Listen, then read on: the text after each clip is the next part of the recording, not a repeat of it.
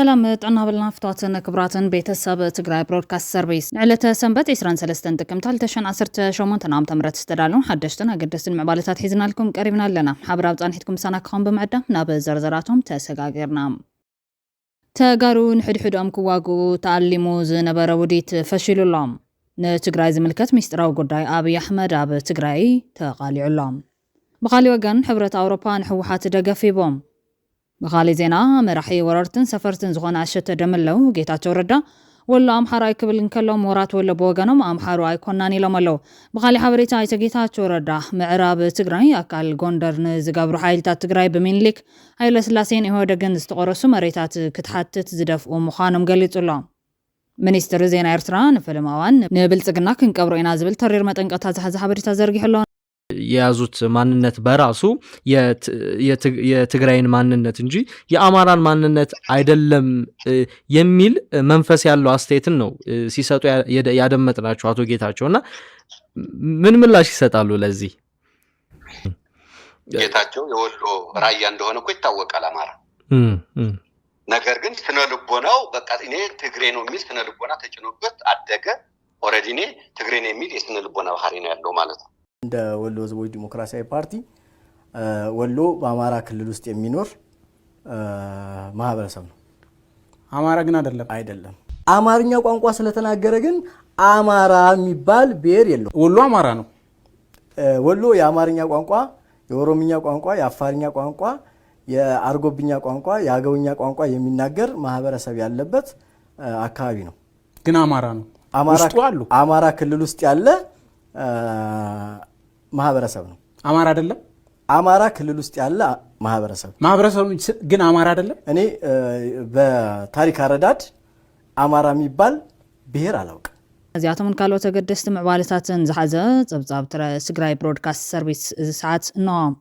በቀዳምነት ተጋሩን ሕድሕዶም ክዋጉ ተኣሊሙ ዝነበረ ውዲት ፈሽሎም ካብቶም ክዋጉ ተባሂሎም ዝነበሩ ክልተ ደቂ ትግራይ ዝኾኑ ዕጡቃት ከምዘን ሰሓቡ ነፍሊጥሎም እዝን ህዝቢ ትግራይ ድቃስ ከልእ ዘሎ ጉዳይ ክቅንጠጥ ድማ ብክልቲኡ ገጽ ዘለው ጀነራላት ትግራይ ንሰላም ኢዶም ክውትሓቲቶም ጉዳይ ጠሚቱ ካብ ክልቲኦም ወገን ዘሎ ወታደራዊ ኣዘዝቲ ሓበሬታ ሓቲትና ኣለና እዞም ጀነራላት ንህዝቢ ትግራይ ዕጫ ህዝቢ ሱዳን ከይወጽሑ ናይ ምግባር ሓላፍነት ሕዝቡን ኣብ ኢዶም ከም ዘሎ ዝተገለጸ ኮይኑ ምንተ ሰላም ብርክኻ ምዕጻፍ ጅግነት እምበር ፍርሒ ይኮነን ዝብል ጻውዒቱን ቀሪብሎም ጀነራል አልቡርሃንን ጀነራል መሐመድ ሓምዳን ደጋሎን ናይ ፕረዚደንት ዑመር አልበሽር እሙናት ጀነራላት እዮም ነይሮም ሕማቅ ናይ ታሪክ ኣጋጣሚ ኮይኑ ግን ድሕሪ ውድቃት ፕረዚደንት ዑመር አልበሽር ኣብ መንጎ ክልቲኦም ጀነራላት ዝጸንሑ ናይ ነዊሕ ግዜ ናይ ስልጣን ንሕንሕ ኣብ ክልተ ተገሚዖም ውግእ ሕድሕድ ሱዳን ጀሚሮም እነሆ እቲ ሕማቅ ውግእ ሕድሕድ ን14 ሚልዮን ህዝቢ መዛቢሉ ልዕሊ 150,000 ህዝቢ ቀሲሉ ሕዝቡን ይቕጽላሎ ሱዳን በነዳድን በወርቅን ኣዝያ ሃፍታም ሃገር እያ እንትኾነ ግን እቲ ከርሰ ምድሪ ሱዳን ዝፈጠሮ ሃፍተ ገነት ንሱዳናውያን በረከተ መርገም ኮይኑዎም ይርከበሎ ዝበሉ ከም በዓል ሰለሞን ኣርኣያ ዝኣመሰሉ ተዓዘብቲ እዮም ንክልቲኦም መራሕቲ ሱዳን ንረብሓን ክብላ ዝድግፋ ሃገራት ኢማራት ዓረብን ተኸተልታን ንጀነራል ደጋሎ ሩስያ ኢራን ግብፂ ኤርትራ ድማ ንጀነራል አልቡርሃን በቀጥታን በተዘዋዋሪን ዝድግፋ ሃገራት ምዃነን በመዘኻኸር በክልቲኡ ገጽ ዘለው ተጋሩ ኣዘዝ ሰራዊት ዘሰጉሞ ዘለውን ናይ ሱዳን ዝመስል ኣካይዳ ተጠወቢሎም ኢዶም ንሰላም ክዘርግሑ ጻውዒት ቀሪቦም ኣለዉ ኩናት ንምጅማር ፖለቲከኛታትን ጀነራላትን ናይ ባዕሎም ምኽንያታት ክድርድሩ ይኽእሉ እዮም እቲ ኩናት ምስተጀመረ ግን መወዳቱ ከመጀማምሩ ከም ዘይኸውን ኣብ ልዕሊ ህዝቢ ትግራይ ዝተፈጸመ ጆኖሳይዳዊ ኩናት እኹል ምስክር እዮም ኣብ ትግራይ ዝተወልዐ ኩናት ብናይ ቀደም ኣመራርሓ ይህወደግ ዝነበሩ ዝተፈጠረ ኣፈላላይ ኮይኑ መወዳቱ ይህወደግ ፈሪሱ ሕወሓት ሕገ መንግስታዊ ስርዓት ይከበር ብዝብል ዓርስኻ ናይ ምሕዳር ዲሞክራሲያዊ መሰል ህዝቢ ትግራይ ክኽበረሎ ብዝብል መረፃ ብምክያድ ኣብይ ኣሕመድ ድማ ብሽም ምኽባር ሕጊ ዝተወልዐ ኩናት ከመጀማምሩ ኣይተወዳን ኣብ ልዕሊ ህዝቢ ትግራይ ጆኖሳይድ ተፈጺሙ ኣብይ ኣሕመድ ጎረባብቲ ሃገራት ከይተረፈ ዓዲሙ ከምበር ዝሃቀነ ህዝቢ ትግራይ ከቢድ ዋጋ ከፊሉ ከምዘይ ይንብርከኽ ኣረጋጊጾም ኣሸባሪ ኢሉ ከጥፎን ዝሃቀኑ ሕወሓት እውን ካብ ኣሸባርነት ተውፅኡ ምስኡ ኣብ ፕሪቶርያ ውዕል ተፈራሪሞም ብሽም ሕጊ ምኽባር ሕጊ ኣብ ትግራይ ንሓዋሩ ድላይ ክገብር ዝሃቀነ ኣብይ ኣሕመድ ከምቲ ዝደለዩ ቀንዓን ስርዓት ፌደራሊዝም ይከበር ዝብል ዝነበረ ሕወሓት እውን እቲ ናይ ቀደም ጭርሖታት ገዲፉ ሎሚ እውን ህላዊ ሕወሓት ናብ ቦቲ መለስ ኣብ ዝብል ጭርሖ ተኺሉ ከም ዘሎ ይፍለጥ እዮም እቲ ኩሉ ህልቂት ተፈጺሙ ኣብ ጽባሕ ስምምዕ ፕሪቶርያ ዶክተር ደብረጽዮን ገብረሚካኤል ምስቶም ድሕሪ ኩናት ትግራይ ድሕሪ 2 ዓመታት ዝተረኸቦም ናይ ቀደም ናይ ህወደግ መሳርሕቱ ኣብ መቐለ ዝተረኸቡን ኣብ ውግእ ዘቱ ኣይነበረናን ብመረፃ ምክንያት ውግእ ኩላ ኣይምነበሮን ሕዝቡ ናብ ፕሪቶርያ ኮነ ናብ ኦባሳንጆ ዝኸይድ ጉዳይ ክልወና ይግባእን ባዕልናን ወዳይ ዝብል ምሕፅንታ ንምምሕዳር ኣብይ ኣሕመድ ኣቕሪቡ እኳ እንተነበረ ዝተጀመረ ኩናት ከመጀማምሩ ከም ዘይኸውን ናይ ሽዑ ጻውዒት ዶክተር ደብረጽዮን ሎሚ ኣብ መንጎ ብልጽግናን ሕወሓትን ዘሎ ኩነታትን ምስቲ ኩናት ክጅመር እንከሎ ዝነበረ ምክንያታትን ብምንጽጻር ግንዛበ ሙሳድ ይካልዮም ሞር መተማመን እንዲኖር ዝም ብሎ ፊት ለፊት ወይ ሶስተኛ ወገን አምጥተን እየተከራከርን መስክርልኝ እየተባለ የሚሄድ ሳይሆን ቀርበን እንደዚሁ እኔም በእንደዚህ አይነት ሂደት አምናለሁ። ተቀራርበንም ብዙ መስራት እንችላለን። ከናይጄሪያ ሰው አምጥተን ከዛ አምጥተን ሽምግልና አሳፋሪ ነው። በእንትን ከወሰድኩ የፈለገው የፖለቲካ ልዩነት ቢኖረንም የሰለጠነ አግባብ ካለው የፖለቲካ ልዩነት አዘይ እንደዘዳይ ምርጫ እኮ ነው። ምርጫ ታዲያ ማካሄድ አንችልም። ግን ያው ያለፈው ሂደት ግን ሌላ ስለሆነ ያው መሀል የግድ ለመቀራረብ ካልሆነ በስተቀር አሁን እኛም ምናምነው እንደዚህ ነው። ስለዚህ በጣም አሁንም ደግሜ አመሰግናችኋለሁ። ቅድሚ ኩናት ስርዓት ፌደራሊዝም ኢትዮጵያ ክፈርስ የብሉን መረፃ ትግራይ አብዋኑ ከይካየድ ዝኽልክልና የለን ዝብሉ ዝነበሩ ፖለቲከኛታት ትግራይ ሎሚ ግዛታዊ ሓድነት ትግራይ ከበር ተመዛበልቲ ይመለሱ ይብሉ ከም ዘለው ይፍለጮም። ብተመሳሳሊ መንገዲ ኣብቲ እዋን እንኮ ጸላኢ ኢትዮጵያ ሕወሓት ጥራሕ እዮም ሻዕብያ ኮነ ኢሳያስ ፈተውቲ ህዝቢ ኢትዮጵያ እዮም ዝብል ዝነበረ ኣብይ ኣሕመድን መሻርክቱን ሎሚ ፋኖ ሻዕብያ ዝበሃል ጸላእቲ ወሲኹን ኣብ ትግራይ ጥራሕ ዝነበረ ኣንፈት ኩናት ሎሚ ናብ ብዙሕ ኮይኑ ጉሓት ተወረርኩ እናበለ ናብ ውድብ ሕቡራት ሃገራት ደብዳቤ ይጽሕፍ ከም ዘሎ ይፍለጮም። እዚ ኩሉ ኣብነታት ኩናት ተጀሚሩ መወዳእቱ ከመጀማምሩ ከም ዘይኸውን እኹል ምስክር እዮም። ብክልቲኡ ገጽ ዘለዉ ጀነራላትን ፖለቲከኛታትን ትግራይ ኮነ ንዖም ዝድግፉ ኣካላት ትምህርቲ ከወስዱ ዝግባእ ኣብ ልዕሊ ህዝቢ ትግራይ ዘየሓውቑ ስለ ዝገደፈ ፍጻመ እዮም። ህዝቢ ትግራይ ደቁ ንሕድሕዶም ተዋጊኦም ካሊእ ጣጣ ከየምፅሉ ዓገብ ክብል ክልቲኦም ኣብ ዘኽፈትዎ ውግእ ብዝኾነ ምክንያት ከም ዘይሳተፉ ንጹር መርገፂ ክወስድ ዘገድድ እኹል ምክንያት እዮም። ህዝቢ ትግራይ ካብታ ብሰንኪ ጽጋበኛታት ደቂ ኣትሳቕ ዘላ ዓዲ ትሕያዋይ ዝኾነ ህዝቢ ሱዳን ዝኾነት ሃገረ ሱዳን እውን ትምህርቲ ክወስድ ከም ዝግባእ ዘመላኽት እዮም። ክልተ ጀነራላት ሱዳን ብዝወልዑ ውሕድ ሕዳዊ ኩናት ንዓለም ዘሰንበድ ግፍዕታት ዝፍጽመላ ዘሎ ሱዳን ዛገይድ በዞም ደቂ ሱዳን ዘቃደድዎ ነዃል ዝኣተዋዛበ ልዕሊ 15 ከም ዘውፅሒ ዝንገር ዘሎ። ብመሰረት ዕዝብቲ ጋዜጠኛ ግዛቸው ግርማይ ኣብታ ዘስካሕክሕ እልቂት ዝፍጽመላ ዘሎ ፈታዊት ተጋሩ ዝኾነት ሃገረ ሱዳን ቀንዲ ተዋሳእቲ ኮይነን ዘለዋ 15 ዓድታት ኮይነን ንህዝቢ ሱዳን ሓልዮን ዘይኮናስ ብደም ህዝቢ ሱዳን ረብሓታትን ዘውሕሳ እየን። ቀዳመይቲ ግብፂ ጸጥታዊ ሩባ ኣባይ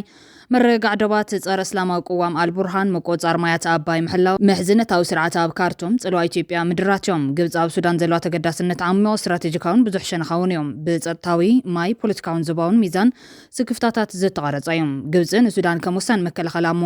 መንጎ ኢትዮጵያን ያትርዮም ዓብዪ ግድብ ኢትዮጵያ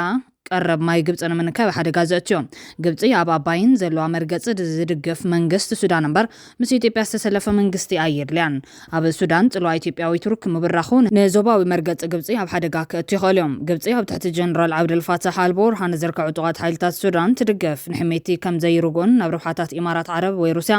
ኣዝዩ ዝቐረበን ጌራ ትርዮም። ቁጠባውን ንግዳውን ረብሓን ፕሮጀክታት ትግረ ደባዊ ንግድን ሕርሻን ግብጻውያን ኣውፈርቲ ኣብ ሱዳን ናይ ሕርሻ መሬት ተኻርዮም ኣለዉ። ግብጽ ምስ ሱዳን ሓበራዊ ወታደራዊ ልምምዳት ተካይዳ ንኣብነት ናይል ነስሪ ልምምድ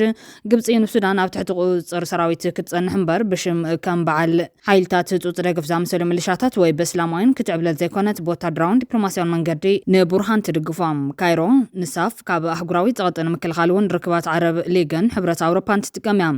ካልኣይቲ ስዑድ ዓረብ ኣብ ሱዳን ዘለዋ ተገዳስነት ስትራቴጂካዊ ቁጠባውን ጸጥታውን ዝመርሖ እዩ። ኣብ ዙርያ ቀይሕ ባሕሪ ውሕስነት ምግብን ዞባ ምርግጋዕን ዘማእኸለ እዩ። ነዊሕ ገማግም ቀይሕ ባሕሪ ሱዳን ንምዕራባዊ ጸጥታውን ንግዳውን መስመራት ስዑድ ዓረብ ኣዝዩ ኣገዳሲ እዮም። ወደብ ሱዳን ብቐጥታ ኣብ ስግር ጅዳ ስለ ዝርከብ ናብ ካናል ስዊዝ ዝወስድ መስመራት መራኸቢ ምሕላው ኣብ ምዕራባዊ ቀይሕ ባሕሪ ኢራን ወይ ተጻባኢ ወታደራዊ ህላዊ ምክልኻል ስዑድ ዓረብ ኣብ ጸጥታ ቀይሕ ባሕሪ ዝተሓባበረ ናይ ወጻኢ ማለት እውን ሩስያ ኢራን ወይ ቱርኪ መደብራት ዘየንግድ ርጉዕን ፈታውን መንግስቲ ሱዳን ትደሊ።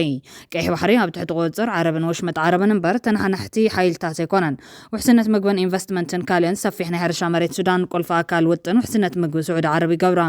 ስዑድ ዓረብ ንዝተበታተኑ ሚሊሻታት ዘይኮነስ ኣብ ሱዳን ምርግጋዕን ድልዱል ማእኸላይ ሃገርን ብቐንዱ ሳፍ ዕጡቓት ሓይልታት ሱዳን ትድገፍ። ሳልሰይቲ ሕቡራት ኢማራት ዓረብ ምስ ፍሕፋሕ ጽልዋ ቀይሕ ባሕሪ ዕድናን ንግዲ ወርቅን ንእስላማውያን ምቅላስ ብመንገዲ ሓይልታት ጡጥ ደገፍ ጽልዋ ምህናጽ ውሑስ መስመራት ንግዲ ምብጻሕ ወርቅን መርበባት ክራይን እዮም። ራብዒቲ ኢትዮጵያ ድሕነት ዶብ ብፍላይ ኣልፋ ሽጋ ሚዛን ሓይል ተፋሰስ ናይል ብወግዒ ገለልተኛ ብዛዕባ ሓይልታት ጡጥ ደገፍ ዝሸቐል ቅልውላው ሱዳን ናብ ኢትዮጵያ ከይፈስስ ምክልኻል ዞባዊ ምትእስሳር ግብጽ ምድኻም እዩ። ትግራይ መተንፈሲ ከይትረክብ ምዕዛው። ሓምሸይቲ ኤርትራ ጸረይት ትብሎም ሰፈር መተንፈሲ ምኽላእ ወይ ሱዳን ዓመፅቲ ምትእስሳር ምዕራባዊ ዶ ውሑስ ምግባር ተጋደልቲ RSF ወይ ናይ ትግራይ መሬት ሱዳን ከይጥቀሙ ዶ ምባል ሻልሸይቲ ትግራይ TPLF ወይ ድማ TDF ሱዳን ነባር ፈታዊትን መሓዛን ህዝብ ትግራይ ብምዃኑ ርጋታ ክብራን ሉዓላውነታን ትብህግ ምብጻሕ ዶብ መስመራት ንግዲ ዞባዊ ሚዛን ውሕስ መስገር ዶባትን ምትእሳርን ትብህግ ሕዚ ግን ትግራይ ናብቲ ዘፍርሕ ኣሰላልፋት ኣቱ ከም ዘላ ፖለቲከኛ ኪዳን ኣመነ ዝዛረብ ዘሎም ተሰላልፋ ዝነፀረ ይመስል ብናተይ ዝነፀረ ማለተይሲ ትግራይ አምሓራ ኤርትራ አልቡርሃን ግብፂ ስዑዲ ወዘተረፈ ብሓደ ገጽ ይመስል ዕሪ ዝነፀረ ማለት እዩ እዚ ገጽ ከዓ ናይ ኣብይ ኣሕመድ ኢትዮጵያን ኢሚሬትስን ምናልባት እስራኤል እውን እንተልየን ማለት እዩ ናይ ኢሚሬትስ ግልጽ እዩ ኮምታት ዓይነት ይመስልና RSF ሓዊስካ ማለት እዩ ናቱ ናፍቲ ናይ መወዳእታ ግጥም ዳርጋ ኣውድሮ ዘለና ይመስል ብናተይ ገምጋም ናይ ምቹው ኩነታት ንኣብነት ኣዲስ ኣበባ ናይ RSF ሓይልታት ብሱዳን ጽቡቕ መጥቃዕቲ ንድሕር ፈጺሞም ካብ ሱዳን ሓሊፎም እውን ናብ ኤርትራ ናብ ትግራይን እውን ብስትራቴጂክ ድሮን ብግዛዕ እንድሕር ሓሊፎም ንሳ እውን 4 ኪሎ እውን ዝኾነ ነገር ክትገብር ተሓልም ትኸውን ኣብዚ እውን ከምቲ ንሳ ትብሎ ኦፕሬሽን ዲያ ክትገብር ግዛዕ ዲያ ክትገብር ከምኡ ክትሓልም ትኽእል እያ እዚ ሓደ ገጽ ተስፋ ማለት እዩ ዘውዝን ካሊእ ብሎክ ዓንቶ ዝበልኩ ናይ ሰሜን ብሎክ ከዓ ዓርሱ ዝኽእል ካሊእ ብሎክ ማለት እዩ بحبش أنا نزلنا تقولوا لهم نزارة كلنا جن كرر أخلو زواج كاس تكوزنا تي موتيفنديو تكوز ناي أبين تاومبر شاوعيتي تشاد وحزي سدسنياتات كاب دارفور مرقعدو بقللتنيا قرب حيلتات زدقف زتاثر بتاريخ ميليشيات السودان نتشاد كير رقاقا مكل خال شامنيتي ريبابليك ماخلي أفريقيا مصر روسيا زتاثر تلوات زتاب بمنقدي مرببات فاغنر PMC بمنقدي فاغنر زتاثر عدنا ورق مبزاح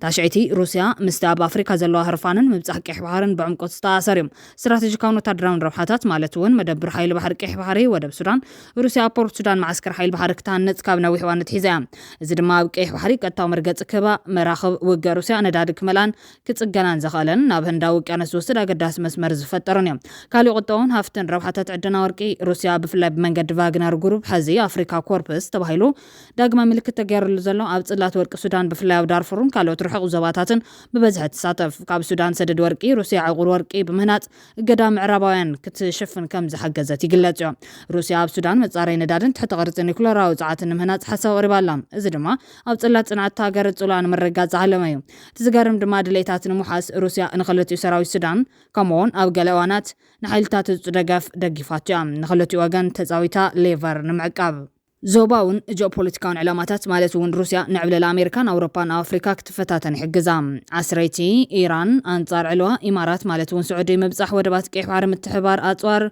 مس منغستاو تكالات سودان بوليتيكا محزنتن 11 تركي قطوا وفري قيح بحرن عداغاتات افريكان كله قللتنيا تحري ركبات داغماي مهناتن بنقدن حاجزن صلوا مسفاح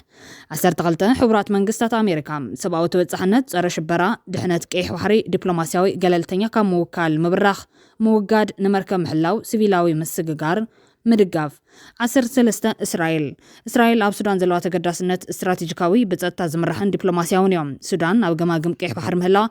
نبحرن هاجراون دحنت اسرائيل وساني تجبرا سودان اب طقا قيح بحري معسكر صلوا ايران واسلاماويت كيتخون مكلخال وحس دبلوماسياو افلطن متحبارن مس كارتوم مسفح فحص صلوا اسرائيل وافريكا اسرائيل نسودان كما خل خررتي مربوات زنبرت كوين اتريوم اب حدوان مس القايدان وكلت ايران زتاثرت كاب اسرائيل جميرو سلا اسرائيل موساد مس اغلغلت صتا سودان زلوا متحبار بمعواي اب قيح بحر نزكايد نطفتات ايران مكتال صرا زي حقام سغار مربوات اصوارن سدتنياتاتن املا غبصي سودانن ليبيان 14 قطر دغف ناسلاماوي بوليتيكا مرببات شمغلنا بتاريخ حيلتات دغف قللتنيا حزي صلوا ابزررب سلامن معقابن لسلوس حيلين 15 كينيا زوباو شمغلنا سلام صلوا ايغاد شمغلنا قللتنيا مريغا اب غوربيت قلولاو سدتنياتات مكلغال ደቡብ ሱዳን ብሰንኪ ድሌት ጸጥታን ውሕስ ዕድል ምትሕላፍን ሻምባቆ ነዳዲ ብሱዳን ስለ ዝሓልፍ ገለልተኛ ክትከውን ተሓረዩ ኣብ ሓንቲ ሃገር እዚ ኩሉ ሓዊ ኣብ ዝፈሰሉ ዘሎ ቅፅዩ ፖለቲከኛታትን ጀነራላትን ትግራይ ንሰላም ትግራይ ኢዶም ክዝርግሑ ጻውዒት ቀሪቡ ዘሎ ፈተና ጸላና ይወሓጠልና ኣይወሓጠልና ንሕና ተጋሩን ብመንገዲ ጥፋት ሱዳን ምጓዓዝ ንጅምረለና ዝብል ተንታኒ ሰለሞን ራያ ከምቲ ጀነራል ደጋሎ ብኢማራት ዝግናሕ ዘሎ ከምቲ ጀነራል አልቡርሃን ብግብፅን ኢራንን ዝግናሕ ዘሎ ንሕና እውን ብ4 ኪሎን ብዓዲ ሃሎን ምግናሕ ጀሚርና ኣለና እዚ ናይ ጥፋትን ውግሕድሕድን መንገዲ ሕማቕ ናይ ታሪክ ኣጋጣሚ ኮይኑ ብሕማቕ መሪሕነት ትግራይ ብዝተፈጠረ ንቃዕ ዝተቐየሙን ዝተፈላለዩ ሓሳብ ዝተሓንገጡን ተጋሩ እንሆ ኣብ ሓራ መሬት ቃልሲ ተጀሚሩላ እዛ ኣብ ሓራ መሬት ዘሎ ሓይሊ ዕላምኡ ብዘየገድስ ዝነዓቕ ሓይሊ ግን ኣይኮነን ምክንያቱ በቶም ናይ ነዊሕ ግዜ ሓያል ተመክሮን ብተግባር ጅግነቶም ኣብ ዓውደ ኩናት ዘመስከሩን ጀጋኑ ትግራይ ዝምራሕ ሓይሊ ስለ ዝኾነ እዚ ሓይሊ እዚ ብድሕሪት መንከም ዝገንሑ ዝፍለጥ ስለ ዝኾነ ኣብዚ ምዝርዛሩ ኣየድልን በማል ክልቲኦም ኣካላት ናብ ሰላም ክምለሱ ፀዊዑ ዘሎ እዛ ኣብ ሓራ መሬት ዘሎ ብወታደራዊ ተመክሮ ዝበሰለ ብሓዊ ዓውደ ኩናት ዝተፈተነ ሓይሊ ብገናሕቱ ተሓጊዙ ናብ ነገራውን ተግባራውን ሓይሊ መዓዝ ከም ዝቕያር ዝተፈለጠ ነገር የለን እንተኾነ ግን መስንዱድን ሃርጓፍን ድሌት ቀይሑ ሓደ 4 ኪሎ እቲ ግዜ ዝቐረበ ይመስል ኣሎ ዝብል ሰለሞን እሞማ ንሕና ተጋሩ ክሳብ ዕጫ ውግሕድሕድ ሱዳን ዝበፅሐና ሰውኢልና ዲና ክንፅበም ኣይፋልናን ሰውኢልና ክንፅበም ኣይብልናን ክብል ይምሕፀን ኣስዒቡ ድማ ምስ ጆኖሳይዳዊ ኩናት ዝተፈፀመልና ኣብ ክልተ ተገሚዕና ንተዓረቕ ንፃመድ እናበልና እግርና ክሳብ ዝነቅዕ ናብ 4 ኪሎን ናብ ዓዲ ሃሎን እናተመላለስና ናብ ሓራ መሬት ወሪድና ምስ ኣሕዋትና ተጋሩ ዘይንዕረቐሉ ምክንያት እንታይ እዩ ዝብል ሕቶ ምዕራብ ትግራይ ብዝሕዝ ሰዓት ንወግሕ ድሕዝ ሽከም እንግዳ ኣይብላን ኣዶ ትግራይ ንባዓታ ኣይደረቐን መስዋዕት ውላድን ኣሚነን ዘይተቐበላ ኖታት ትግራይ ክሳብ ሕዚ ይነብዓሏ ኣዶ ትግራይ ደበስ እምበር ዳግማይ ኩናት ኣየድልያን ኣዶ ትግራይ ንወግሕ ድሕድ ኣሕዋት ክቕበል ዝኽእል ሕልና ይብላን ስለዚ ህዝቢ ትግራይ ብሓፈሻ መሪሕነት ትግራይን መራሕቲ ሃይማኖትን ግዱሳት ተፅዕኖ ፈጠርቲ ተጋሩን ብሓፈሻ ነዛ መንጎ ክልተ ኣሕዋት ብፀላት ትግራይ ኩላዕ ፈኸም ዝብል ዘለሓው ንብጥፋን ኣብ መንጎ ክልተ ኣሕዋት ሙሉእ ሰላም ንክወርድ ተበገሱ ክብል ፀዊዑሎ መዓዝ ዝብል ሕቶ ብምልዓል ድማ እቲ ግዜ ኢሎም ምዃኖም መላኺቶም ዕጫ ህዝቢ ሱዳን ንሪኦ ኣለና ውፅኢቱ ንሕድሕድካ ህልቀት እዩ ክኮይኑ ዘሎ ሕማቕ ዕድል ኮይኑ ድማ ነቲ ግፍዓዊ ኣርሜናዊ ህልቀት ኣሕዋት ሱዳናውያን ሓዊ ዘቐብል እምበር ማይ ዘቐርብ ዓለማዊ ስርዓት ዘይምህላው እዩ በማል ንጀነራላትን ፖለቲከኛታትን ትግራይ ኢዶም ንሰላም ክዝርግሑ ፀዊዑሎም እዚ ፃውዒት ዝቐርብ ዘሎ ኣብ መንጎ ሓይልታት ምክልኻል ትግራይን ሓይልታት ሓራ መሬት ተባሂሎም እውን ዝፍለጡ ሓይልታት ሰላም ትግራይን ወታደራዊ ግጭት ከም ዝተወልዐ ዘይተረጋገፁ ፀብፃባት ካብ ማሕበራዊ ሚድያ ይወፁ ኣብ ዘለውሉ ወቅት እዮም እቶም ፀብፃባት ከም ዝጠቕስዎ እቶም ሓይልታት ብሰለስተ ኣንፈት ናብ ግጭት ኣብ ዝኣትውሉ እዋን ፕረዚደንት ጊዜያዊ ምምሕዳር ትግራይ ሌተናል ጀነራል ታደሰ ወረደ ኣብ ዝዋድሮ ትግራይ ናይ ስራሕ ዑደት የካይዱ ከም ዘለዎ ተሰሚዑ ዘሎ እቶም ወገናት ኣብ ዘርግሑ ሓበሬታት ግጭት ብዕለት 23 ጥቅምቲ ኣብ መንጎ ወረዳ ራያ ዓዘቦን ወጀራትን ካብ ራካታ ክሳብ ዓውደ ረር ኣብ ዝርከብ መስመር ከም ዝተኻየደ ገሊፆም ድሕሪ ግን እቲ ወዲት ከም ዝፈሸለ ተረጋጊጹሎም ቅድሚ ሕዚ ብወገን ትግራይ ዘለዋ ኣዘዝቲ ዘጋጠሙ ግጭታት ከይጋደዱ ነቲ ወዲት ካፍሽሉ ከም ፀንሑ ክገልጹ ጸኒሖም እዮም ብተመሳሳሊ መንገዲ ብወገን ዓፋር ዘሎ ናይ ትግራይ ዕጡቕ እውን ተመሳሳሊ ስጉምቲ ብምውሳድ ነቲ ተጋሩን ሕድሕዶም መዓዝዮም ናብ ዲቕ ዝበለ ኩናት ዝኣትዉ ዝብል ናይ ግዳማይን ሓይልታት ድሌትን ውዲትን ከም ዘፍሸለዩ ኣረጋጊጹ ዘሎ ካብ ትግራይ ሓይሊ ሰላም TPF ክፍሊ ሓበሬታን ኮሙኒኬሽንን ዝተዋሃበ መግለፂ ከም ዘመላኽቱ ግና ሎም ዕለት 23 ጥቅምቲ 2018 ዓ.ም ኣብ መንጎ ወረዳ ራያ ዓዘቦን ዋጅራትን ግጭት ከም ዘጋጠሙ የመላኺቶም እቲ መግለፂ ካብ ሕምብርቲ ትግራይ ርሒቑ ኣብ ሓደ ጫፍ ትግራይ ሰፊሩ ኣብ ልዕሊ ዘሎ ሓይልና ግጭት ተጋጢሙ ሒዝናዮ ዘለና ናይ ሰላም መርገፂ ተገዲድና ንክንጥሕቶ ዝግበር ዘሎ ተደጋጋሚ ግጭት ዝበሉ ኮይኖም ዋላ እኳ እንተኾነ ሕዚ እውን ከም ቀደምና ብጥበብን ትዕግስትን ከም ንሓልፎ ብፍጹም ኣይንጠራጠርን ክብል ይሓቢሩ ዘሎ እቲ መግለፂ ወሲኹ ትውደት ፀላትና ኣብ ክልተ ደቅኖ ደምነት ክፍጠርን ሓድነትን ዓቕምን ህዝቢ ትግራይ ተወቲኑ መስሓቅ ጎሃማማት ከም ዝበሃል ንምግባር ብስርዓት ሻዕብያት ኣቂዱ ስራሕ ዘሎ ናይ ጥፋት መፃወድያ ብምዃኑ ንፈልጥ ኢና ዝበለ ኮይኖም ካብ ናይ ሰላም መትከላዊ መርገፂና ፈተኽ እንከይበልና ህዝቢ ትግራይ ናብ ዝምንዮን ናብ ዝምጥኖን ናይ ሰላም መንገዲ ንክኣቱ ንፅዋዕ ክብል ይገሊጹ ዘሎ እቲ ወገን ትግራይ ዘሎ ሓይሊ እውን ብሰንኪ ስርዓት ብልፅግና መንጎ ተጋሩ ደም ፍሳስ ከይፍጠር ፃዕርታት ይገብር ከም ዘሎ ተደጋጋሚ ክገልጽ ፀኒሑ ሕዚ እውን ከምቲ ናይ ቅድሚ ሕዚ ኣይንዳመን ዝብል ዘውፅኦ ዘሎ መግለፂ እንተሃልዩ ከነቕርቦ ኢና ይኹን እምበር እቲ ጉዳይ ብመግለፂ ጥራሕ ዝሕለፍ ኣይኮነን እዛ መንጎ ክልተ ኣሕዋት ሓይልታት ዝገበር ዘሎ ውግእ ብዝኾነ ይኹን ምክንያት ተቐባልነት ዘይብሉ ክውገዝ ጥራሕ እዩ ዘሎ ስለዚ ሓፋሽ ንቓሕ መሪሕነት ተበራበርን ሓዊ ከይሳወር ምንተ ሰላም ምንብርካሕ ጅግነት እዩ እምበር ፍርሒ ኣይኮነን ጀነራል ወዳን ጥሩ ናብ መቐለ መፂኻ ዕርቂ ሕተት እዚ ጅግነት እምበር ፍርሒ ኣይኮነን ጀነራል ዮሃንስ መዲድ ናብ ሓራ መሬት ወሪድካ ዕርቂ ሕተት እዚ ጅግነት እምበር ፍርሒ ኣይኮነን ዶክተር ዳብረፅዮን ምስ ፕረዚደንት ታደሰ ናብ ሓራ መሬት ወሪድኩም ዕርቂ ውርዱ እዚ ጅግነት እምበር ፍርሒ ኣይኮነን ምንተ ሰላም ምንብርካኽ ምዕፃፍ ምንተ ሰላም ምዝማር ጅግነት እምበር ፍርሒ ኣይኮነን ንሰላም ንቃለስ ምንተ ሰላም መስዋዕት ንኽፈል ንሽርሑ ውግእ ሕድሕድ ኣሕዋት ተጋሩ ዝሳወር ሓዊ ብሓባር ነፍሽሎ ዝብል ፃውዒት ናይ ተንታኒ ሰለሞን ኣርኣያ እዩ ናብ ካልእ ሓበሬታት ተሰጋጊርና ሕብረት ኣውሮፓ ንሕወሓት ደገፊቦም ሕብረት ኣውሮፓ ሓዊሱ 22 ሃገራት ውዕል ሰላም ፕሪቶሪያ ብሙሉነት ክትግበር ሓጋዝ ኣይግደ ከም ዝፍጽም ኣረጋጊፀን ሕወሓት ፖለቲካዊ ዝርርብ ክጅመር ይጽውዕ ከም ዘሎ ይፍለጥ ንናይ ሕወሓት መርገጽ ዝደገፋ ሕብረት ኣውሮፓ ፈረንሳይ ጀርመን ጣልያን ቤልጅየም ሓዊሱ 22 ሃገራት ውዕል ሰላም ፕሪቶሪያ ብሙሉነት ክትግበር ሓጋዝ ኣይግደ ከም ዝፍጽም ኣረጋጊፀን ኣለዋ ሳልሲ ዓመት ምፍራም ውዕል ፕሪቶሪያ መልኪቱ ሕብረት ኣውሮፓ ኣባል ሃገራት ሕብረት ኣብ ዘውፅኦ ሓበራዊ መግለጺ ስምዕ ምቁራጽ ተጻወ ፕሪቶሪያ ክትግበር ተመዛበልቲ ብመሰረት ዓለም ለኸ ሕጊ ሰብኣውነት ውሕስኖም ክብሮምን ተሓልዩ ናብ መረበቶም ክምለሱን ጸዊዐን ሰብኣዊ መሰላት ክሕለው ብፍላይ ድሕነት ህፃናትን ደቂ ኣንስትዮን ክረጋገጽ ተሓታትነት ክነግስ ግዳያት ማእኸል ዝገበረ ሕወይትን ስግግር ፍትሕን ክትግበር ሕብረት ተገንዚብሎ ሕወሓትን መንግስቲ ፌደራልን ቅድሚ ተቐፂል ዝካየድ ሃገራዊ መረፃ ናብ ፖለቲካዊ ዘተ ክምለሱ ጸውዐት ሕብረት ውዕል ፕሪቶሪያ ንክትግበር ሓገዙ ከም ዝቐፅል ረጋጊጾም ኣብ ካልኦት ከባቢታት ኢትዮጵያ ዘለዉ ጎንፅታት ብሰላማዊ መንገድን ክፍትሓን ኩሎም መዳርግቲ ኣካላት ዘሳተፈ ሃገራዊ ዘተ ክግበርን እውን ጻዊት ኣቅሪቦዮም ብኻሊ ሓበሬታ ንትግራይ ዝምልከት ሚስጥራዊ ጉዳይ ኣብይ ኣሕመድ ኣብ ትግራይ ተቃሊዖም ኣብይ ኣሕመድ ካብ ሽዮም ጀሚሩ ኣብ ትግራይ ክገብሮ ዝደልዮ ነገር ነፂሩ ዕላም ንምዕዋት ድማ ትኩርን ሰማይን መሬትን ካብ ምግልባጥን ድሕሪት ከም ዘይብሉን ብግብሪ ዘረጋግፅን ዘሎ ንዮም ብግምጣል ግን እታ ፀጋም ኮይን ዘሎ ትግራይ እንታይ ከም ዝደሊ ሊቅ ትግራይ እንታይ ከም ዝደሊ ግልጽ ዘይምዃን እዮም ሊቅ ትግራይ ፍርቁ ኣብ ሸዋ ገሊኡ ኣብ ዓዲ ሃሉ ዝተረፈ ድማ ኣብዚ ይበሃል ሓሳብ ተወታትዩ ንምርኣይ ንትግራይ ብጣዕሚ ሓደገኛ ኩነታት ዝፈጥር ዘሎ ትግራይ ከም ዛምስለ ኩነታት እንከላ ግዜ ብዝወሰደ ቁፅሪ ሓደጋታት እናወስኹ ይመፅሎ ጉዳይ ሱዳን ሓዊሱ ጂኦፖለቲካዊ ቀርኒ ኣፍሪካ ብፍጥነት ይቀያየር ኣሎ ምስ ዝቀያየር ዘሎ ኩነታት ጽፍ ዘሎ ኣብይ ኣሕመድ ድማ ኣብ ትግራይ ሰፊሕ ወታደራዊ ዳህሳስ ከም ዘካየደ ይዝግለጽ ዘሎ ምንጭታት የቃልዕዎ ዘሎ ሚስጥራት ከም ዘመላኽቱ ብወታደራዊ መኳናት ኢማራት ካብ ሰመራን ጎንደርን ዝዋፈራ ዊንግሎንግን ሬንቦው CH-95 ድሮናት ኢማራት ካብ 15 ሰነ ሒዙ ክሳብ ሕዚ ኣብ ልዕሊ ትግራይ ልዕሊ 300 ዞር ወታደራዊ ዳህሳስ ኣካይደን ኣለዋ እዚ ካብ ዝተፈላለዩ ፍልፍላት ዝተረጋገፀ ሓበሬታ እዩ ቦርስ ማል ጀሚራ ሎማዓንቱን ደቡብ ሱዳን ጥሒሰን ኣብ ልዕሊ ስዱዳት ተጋሩን ኣርሚ 70 ወታደራዊ ዳህሳስ የካይድ ኣለዋ እዚ ብቐጥታ ብወታደራዊ መኳናት ኢማራት ዝምራሕ ዘሎ ኣማይት ዳህሳስ ድሮናት ኢማራት ማእኸሉ መቐለን ተንቤንን ገይሩ ካብ ዘዋደቡ ካብ ጨርጨረት ሒዙ ክሳብ የጭላን ጸለምትን ገለበዳን ሓውዜናን ኣጽብዳራን ዘላንበሳን ዓድዋን ኣክሱምን ሽረን ኣድያቦን ተከዘን ደደቢትን ዘካለለዮም ካብ ዝሓለፈ ወርሒ ሒዙ ድማ ጸገዴን ወልቃይትን ዓዲ ጎሽን ሕሞራን ክሳብ መዋስንቲ ሱዳን ኤርትራን ዝበጽሐ ዳህሳስ እናካየዳየን ጸኒሐን ዝበለ ነዚ ሚስጥር ዘቃልዐ ካሳ ሃይለማርያም ካብ ዝተወሳኺ ካብ ረቡዕ 12 ጥቅምቲ ሒዙ ዓረብ ኢምሬት ካብ ሰመራ ዘዋፈረተን ሬንቦው CH-95 ስርሒት ቻይና ዝኾና ድሮናት እየን ኣብ ክልል ኣምሓራ ደብዳብ ዘካየዳ ዘለዋ እዘን PGM ዝተዓጥቃ ድሮናት ሙሉ በሙሉ ብወታደራዊ መኳናት ኢማራት ዝዋፈራየን ክሳብ እዚ ግዜ እዚ ኣብ ክልላት ኣምሓራን ኦሮምያን ደብዛብ ዝፍጽማ ዝነበራ በኢትዮጵያን ዝዋፈራ ስርሒት ቱርክ ዝኾና ባይራክተር ቲቢቱ ስርሒት ኢራን ዝኾና ሞሓጀር 6 ድሮናት የነይረን ኢሉላ ዓረብ ኢምሬት ኣብ ዞባ ቀይሕ ባሕርን ቀርኒ ኣፍሪካን ቀጣይዳ ብምታው ኣብ ሰመራን ጎንደርን 5 ዊንግሎንግን 6 ሬንቦው CH-95 ድሮናት ምስ ሙሉእ ተተኳስ ዓቕመንን ኢምሬታውያን ሓይሊ ሰብና ዋፊራላ ክሳብ 28 ጥቅምቲ እውን ውፅረ ዘን ድሮናት ናብ 15 ከም ተዕብዩ ክፍለጥ ተኻይሉ ዘሎ ኣብ ምዕራብ ሱዳን ሕዛብ ዝፍጸም ዘሎ ጆኖሳይድ እውን ኢማራት ቀጥታዊ ተሳትፎሎም ሓፈሻዊ ኢማራት ኣብ ዞባ ምስ ተሓባበርቶም ናብ ኣብይ ኣሕመድን ዓልን ሕሜትን ዝፍጽሞ ዘለዉ ዝሓቀን ወጽንተትን ብዝምልከት ትማሊ ሱዳን ንውድ ሕብራተ መንግስታት ጥርዓን ኣቕሪባ ኢማራት ንምንታዮም ንዞባ ቀይሕ ባሕርን ቀርኒ ኣፍሪካን ዝሕምስ ዘለዉ ንዝብል ብኻሊ ክምለሰሉ እየ ክብል እዩ ካሳ ሃይለማርያም ጽሒፉ ዘሎ ናብ ካልእ ሓበሬታት ተጋጊርና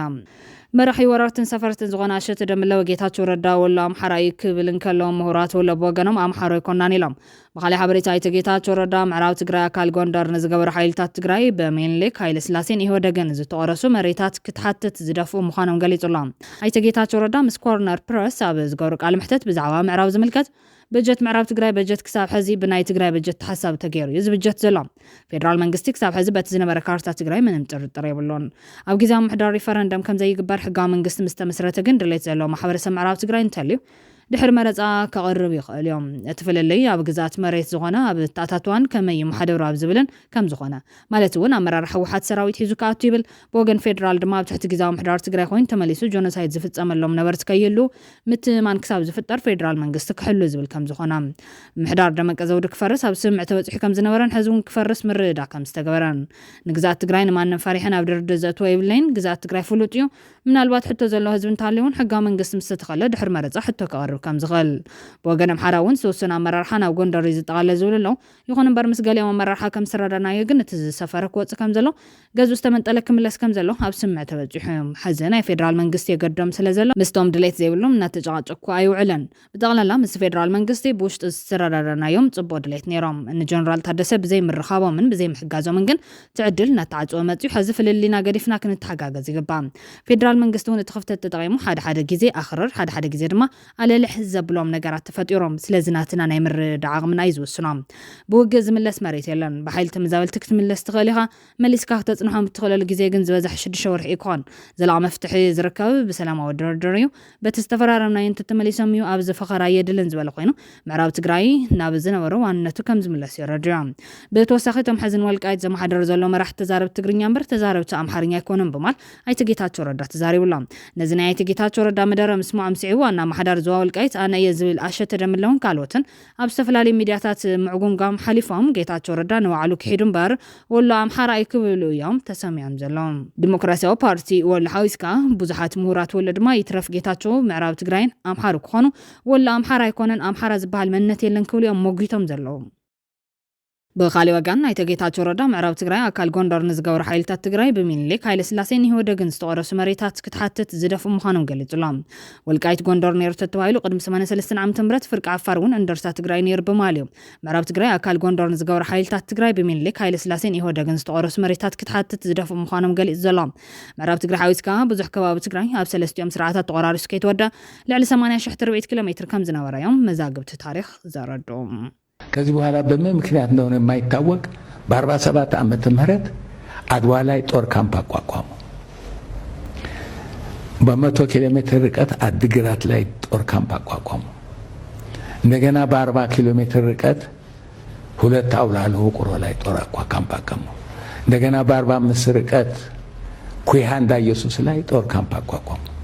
እንደገና በ30 ኪሎ ሜትር ርቀት ማጥውር የሚባል ከተማ ስለነበር ግን ኋላ ፈረሰ። እንደገና በ80 ኪሎ ሜትር ርቀት ማይጨው ጦር ካምፕ ተቋቋመ። ከኩይሃ እስከ ማይጨው ያለው ወሎ ያለው ጢጣ ጦር የበላይ ሆነ የሚቆጣጠረው ከሁለት አውላሎ እስከ አድዋ ያለው ደግሞ አዞዞ ያለው ጎንደር ይሄ በወታደር ይገዛ ነበር ትግራይ። ወዲያውኑ አፄ ኃይለ ሥላሴ በትግራይ ላይ አሁን ጠላት ሆኑ። አንደኛ ምን አደረጉ? ራያ በሙሉ መሬቱን ወረሱት። ለማን ተሰጠ? ለአልጋ ወራሽ ተሰጠ፣ ለሉ መኮንን ተሰጠ። አሁን ምን አደረጉ? ተከዜ በመለስ ብለው ወደ ጎንደር አሉ። ጠለምት ሄደ፣ ዋልቃይት ተከደ ሄደ፣ አዳርቃይ ሄደ፣ ዛሬማ ሄደ እንጂ በድሮ ጊዜ የነበረው በአፄዋ ዘመን መንግስት አምባ ጊዮርጊስ ነበረ ወሰናችን። ኣብ መወዳእታ ሚኒስትር ዜና ኤርትራን ፈለማዋን ንብልጽግና ክንቀብረና ዝብል ተረር መጠንቀቕታ ዝሓዘ ሓበሬታ ዘርጊሖም ኣብዪ ኣሕመድ ንኢሳያስ ኣፈወርቂ ማንም ዘድሕነካ የለን ክብል ከጠንቅቕ ከም ፀንሐ ዝፍለጥ እዩ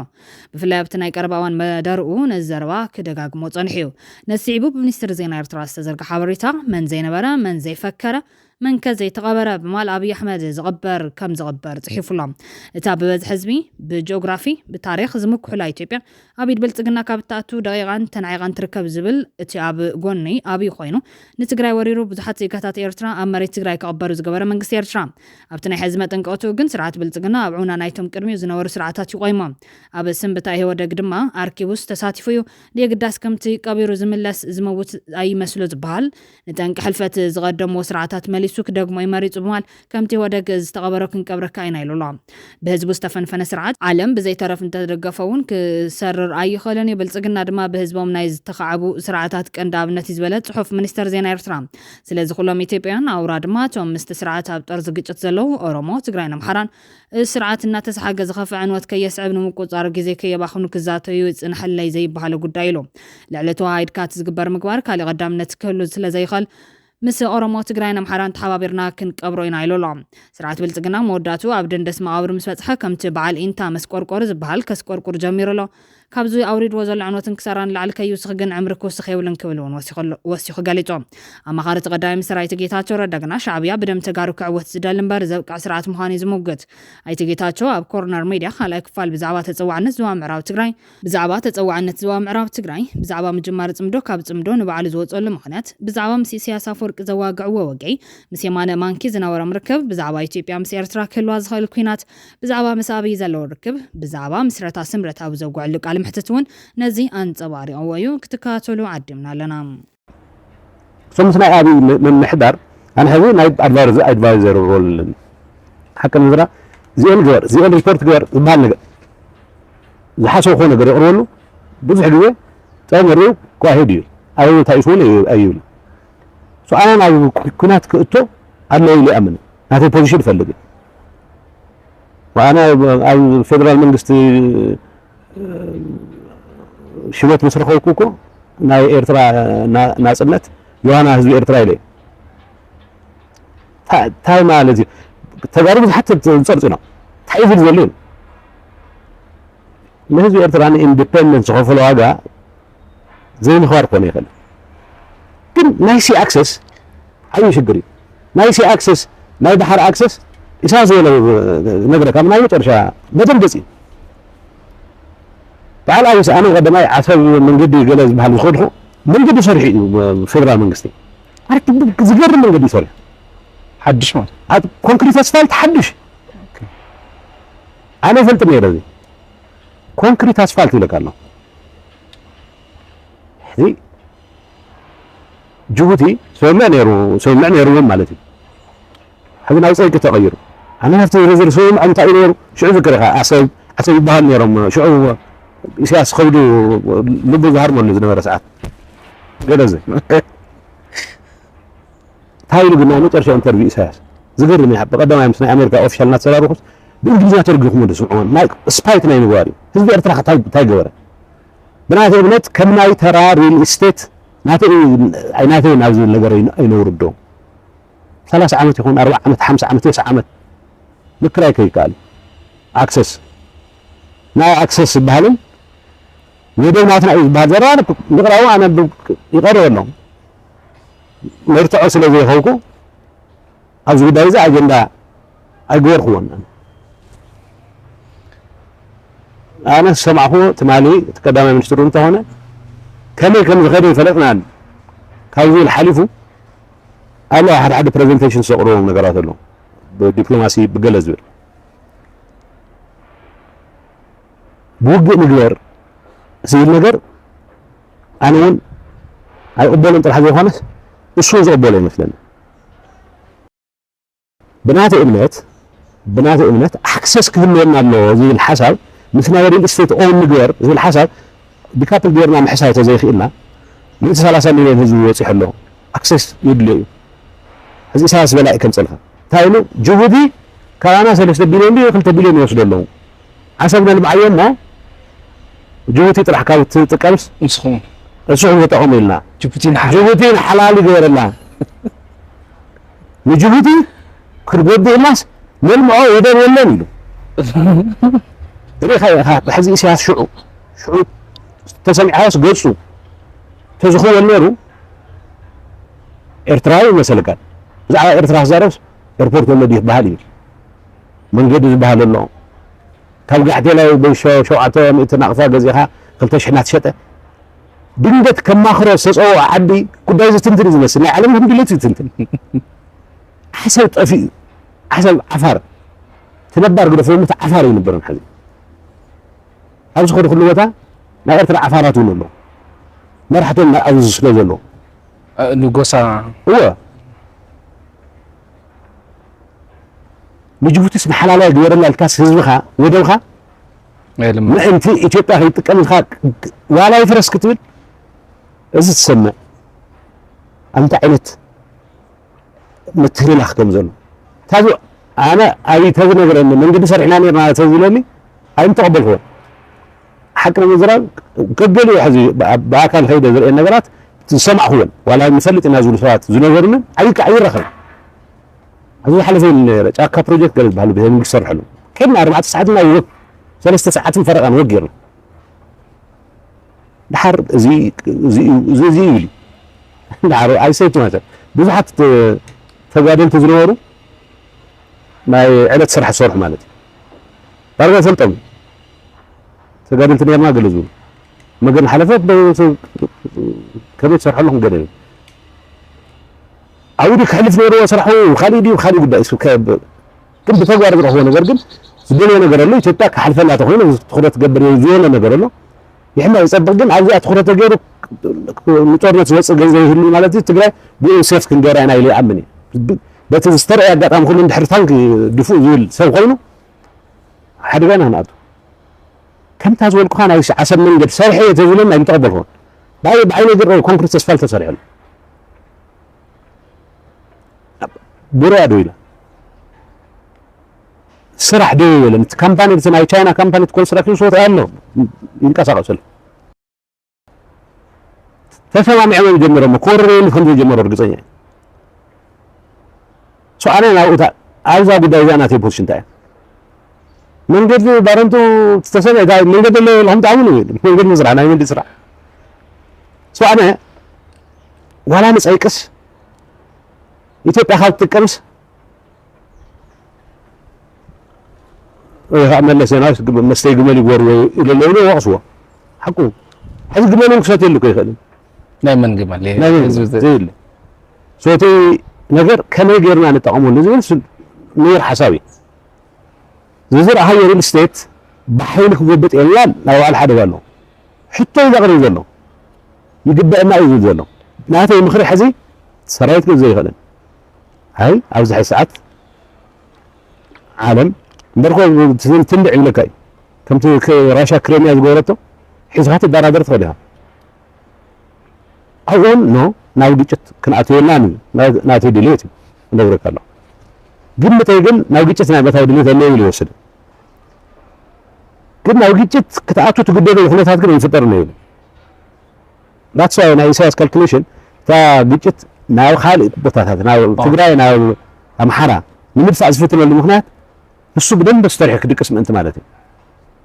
ድሕሪት የጣይት ሽድሽተ ጋጅ ይሰደልኻ that's it እዚት ኦኬ ሁሉ ከነው ጉዞ ዝግበና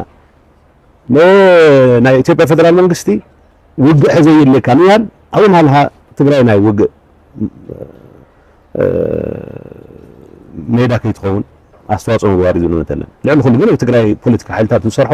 አሁን የትግራይ ሰራዊት እንሰርሖ ሕቶታትና በሰላም መንገዲ ንምምላስ ኸደና ትኩረት ገርና መስራሕ እዚ አይ ቲንክ መዋጽኦና ዝብል ነተለን